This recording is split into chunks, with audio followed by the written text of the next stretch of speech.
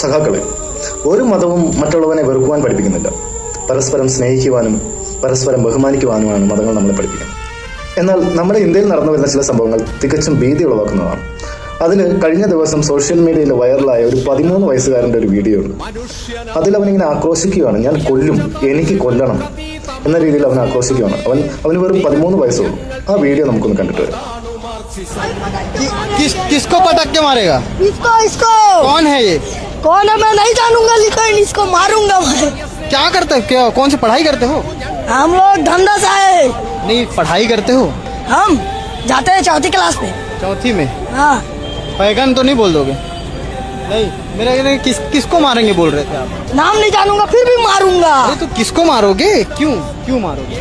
मेरा हिंदू भाई ने मारा तो मैं भी मारूंगा। हिंदू भाई ने मारा तो मारोगे?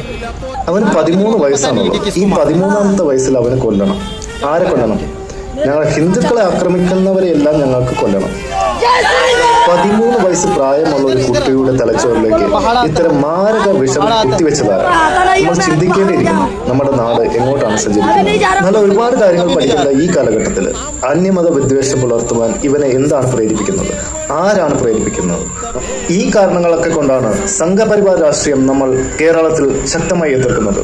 കേരളത്തിൽ ഉത്തരേന്ത്യ പോലുള്ള ഒരു അവസ്ഥ ഉണ്ടാകാതിരിക്കാൻ വേണ്ടിയിട്ടാണ് നമ്മൾ ആത്മാർത്ഥമായിട്ട് ശ്രമിക്കുന്നത്. അതിന് ഈ നാട്ടിലെ പ്രബുദ്ധരായ മതേതരവാദികളായ ജനങ്ങളുടെ പിന്തുണ എക്കാലത്തും നമുക്ക് ആവശ്യമാണ്.